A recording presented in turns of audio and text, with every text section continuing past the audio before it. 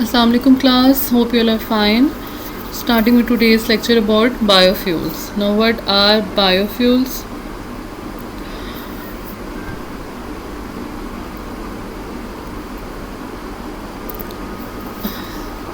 In this today's lecture we will discuss about the introduction of biofuels, biofuel feedstock, classification of biofuels, the manufacturing process of biofuels, इसके pros and cons क्या हैं, ठीक है। और at the end कुछ references होंगे जो कि आप की अपनी गाइडेंस के लिए होंगे, ठीक है।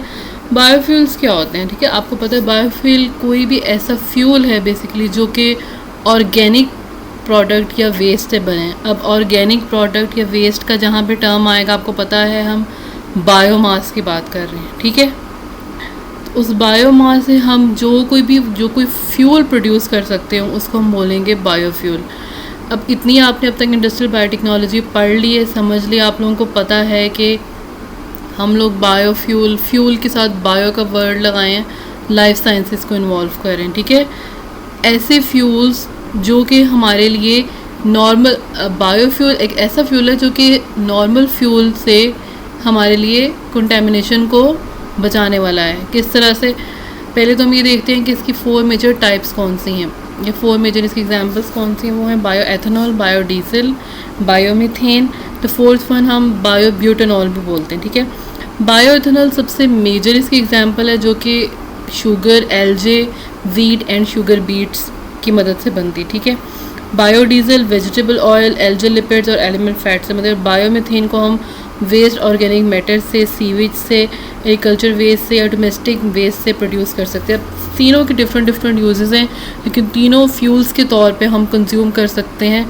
इनके क्या एडवांटेजेस हैं फ्यूल्स के ऊपर, ठीक है, वो आपको वैसे ही पता है कि जहाँ पे हमने बायो का वर्ड लगा देना है वो हमारे लिए लेस पोल्यूशन कॉज करने वाला है,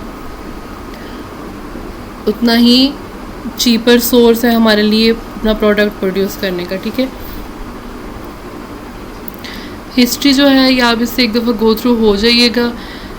इसमें आई डोंट थिंक सो कि कोई समझाने वाली बात है कि जो 1890s में सबसे पहले बायोडीज़ल को वेजिटेबल ऑयल से बनाया था। डीजल साइंटिस्ट था, उनका नाम रुडोल्फ डीजल के नाम से उनको बाद में मतलब जाना जाने लगा। तो 1970s और 1980s एनवायरमेंटल प्रोटेक्शन एजेंसी ने जो कि अमेरिका में मौजूद है, उसने सजेस्ट किया था कि fuel should be free from sulphur dioxide, carbon monoxide and nitrogen oxides. अब आप लोगों को पता है जो फ्यूल है नॉर्मल फ्यूल है, नॉट बायोफ्यूल। वो फ्यूल बेसिकली ऐसी गैसेस एमिशन करते हैं जो कि इनको ग्रीन हाउस गैसेस बोला जाता है, जो कि इन्वायरमेंटल की फ्रेंडली नहीं है और ग्लोबल वार्मिंग जो है वो कॉज कर रही हैं। तो इस चीज़ को प्रिवेंट करने के लिए हम लोगों की जो है अब रिसर्च एंड डेवलपमेंट बहुत तेज़ी से बायोफ्यूल्स की तरफ जो है वो फोकस कर रही है। ये डिफरेंट इसकी हिस्ट्री के बारे में बाकी बताया गया कि 1998 में बायोफ्यूल को कमर्शियल लेवल पे प्रोड्यूस किया गया था जो कि ऑल्टरनेटिव सोर्स ऑफ पेट्रोल के तौर पे यूज़ किया। अब कौन सा बायोफ्यूल पेट्रोल के ऑल्टरनेटिव यूज़ किया जा सकता है? Bio ethanol. ब्राज़ील में बहुत ज़्यादा जो है ये इसके ऊपर डिबेट चली उन्होंने, क्योंकि ब्राज़ील में शुगर केन बहुत ज़्यादा पाया जाता है। अब आप लोगों को पता है कि एथेनॉल के प्रोडक्शन में जो हमारे पास सबस्ट्रेट है बेसिकली वो कार्बोहाइड्रेट्स हैं, शुगर हैं, ठीक है। आप लोगों को पता है यीस्ट ने किसकी करनी है फर्मेंटेशन? स्टार्च की, ठीक है। तो अब क्योंकि वहाँ शुगर केन बहुत ज़्यादा पाया जाता है इसलिए वहाँ पे बहुत ज़्यादा रिसर्च इसके ऊपर ऑनगोइंग है कि उस शुगर को उनको यूज़ करते हुए वो बायोएथेनॉल को प्रोड्यूस करें और वो वाला जो बायोएथेनॉल है वो पेट्रोल की जगह यूज़ किया जा सके, ताकि पेट्रोल की जो आपको पता है कॉस्ट है और जो उसका एक्सपेंस है और जो उसकी वजह से पोल्यूशन होती है, जो गैसेस की एमिशन होती हैं जो कि हमारे एनवायरनमेंट में जाती हैं और हमारे लिए हार्मफुल हैं, जो कि ग्लोबल वार्मिंग कॉज कर रही हैं, उससे ये सबको प्रिवेंट किया जा सकता है। तो इससे आपको अंदाज़ा हो सकता है कि बायोफ्यूल्स की हमारी लाइफ में या हमारी इंडस्ट्रियल बायोटेक्नोलॉजी में या जनरल बायोटेक्नोलॉजी के एप्लीकेशंस में क्या इंपॉर्टेंस है। आई गेस आप लोगों को बेसिक ओवरव्यू पता चल गया है। और सबसे मोस्ट इम्पॉर्टेंट बायोफ्यूल बायोएथेनॉल ही है और दूसरा जो सेकंड इम्पॉर्टेंट है दैट इज़ बायोमीथेन। बायोमीथेन को मोस्टली यूज़ किया जाता है गैस के तौर के ऊपर, उसको हम बायोगैस भी बोलते हैं, ठीक है। 2010 में production of biofuels reaches up to 1.5 billion litres world wide, ठीक है। और 2011 में European countries were the largest that made biodiesel amount almost about 53%.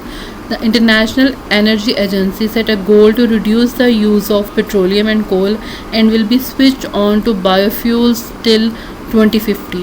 2050 तक एक्सपेक्ट किया जाता है। इंटरनेशनल एनर्जी की एजेंसी ने ये एक गोल सेट किया हुआ है कि पेट्रोलियम और कोल का यूज़ 2050 तक जो है वो मिनिमम करके बायोफ्यूल्स को उनकी जगह रिप्लेस किया जाएगा, और बायोफ्यूल्स का रोल जो है वो यूज़ जो है वो मैक्सिमम किया जाएगा। और इस पे बहुत ही ज़्यादा रिसर्च आजकल चल रही है।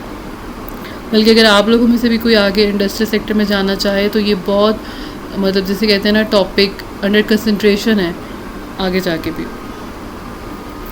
अब कौन कौन से फीड स्टॉक को हम यूज़ कर सकते हैं बायोफ्यूल की प्रोडक्शन के लिए? Soybean, corn, sugar cane, sugar beet, you already know, आप लोग फेमिलियर हैं कि ये क्या हो सकता है। ये कुछ एल्जे हैं और ये कुछ आगे प्लांट्स के नेम दिए गए हैं जिनको आप यूज़ कर सकते हैं। फंजाई है, एग्रीकल्चर वेस्ट है, एनिमल फैट है, ये सारे का सारा बायोफ्यूल फीड स्टॉक है। फीड स्टॉक बेसिकली जो हम लोग एज सब्सट्रेट यूज़ करेंगे, ठीक है। क्लासिफिकेशन ऑफ बायोफ्यूल्स की तरफ आए तो 3 मेजर क्लासिफिकेशंस हैं। First generation biofuels, second generation biofuels and third generation biofuels. First generation biofuels basically वो बायोफ्यूल्स हैं जिनको कन्वेंशनल बायोफ्यूल्स भी बोला जाता है, और इनमें शुगर, स्टार्च और वेजिटेबल ऑयल आ जाता है, ठीक है।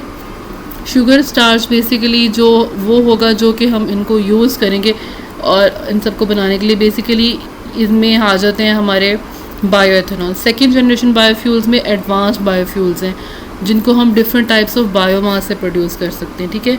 और वो बायोमास में वुड लाइक मटेरियल भी होंगे, लाइक जिसमें आपको पता है वुड की अगर बात हो रही है या वेस्ट प्लास्टिक की बात हो रही है तो सेलुलोज की बात होगी। आपको पता है सेलुलोज प्रेजेंट है उसमें, ठीक है। तो ये और उसका एक मेजर कंपोनेंट होता है lignocellulosic material like wood, straw and जो बायोमास है उसमें ये मेजर चीज़ें पाई जाएंगी। और थर्ड जनरेशन बायोफ्यूल्स नॉट इतनी कॉमन प्रैक्टिस में नहीं है, लेकिन फिर भी हमें पता होना चाहिए कि ये एल्जे से, मोस्टली मेरीन एल्जे से जो बायोफ्यूल्स एक्सट्रैक्ट किए गए हैं उनको हम थर्ड जनरेशन बायोफ्यूल्स बोलते हैं। बायोफ्यूल्स के फॉसिल फ्यूल्स या previous fossil fuels means petroleum, coal, oil जो नेचुरली हम अपनी डिफरेंट रिक्वायरमेंट्स को फुलफ़िल करने के लिए यूज़ कर रहे हैं। They are basically fossil fuels जो कि ज़मीन के अंदर से खोद के निकाले गए हैं, उनको बोला जाता है, ठीक है। अब बायोफ्यूल्स का इनके ऊपर क्या एडवांटेज है कि सबसे पहले green gases, green house effect gases जो हैं उनकी लोअर एमिशन होती है, जिनमें मोस्ट कॉमनली कार्बन डाइऑक्साइड है, कार्बन मोनोऑक्साइड है, ठीक है। इसके अलावा biofuels are renewable, fossil fuels are not non-renewable. Biofuels are biodegradable and they are safer to use, okay. Common types of biofuels है, जो मेजर इसकी 4 टाइप्स हैं वो हैं बायोएथेनॉल, बायोडीजल, बायोगैस जिसको हम बायोमीथेन भी बोलते हैं, and the fourth one is बायोब्यूटानॉल।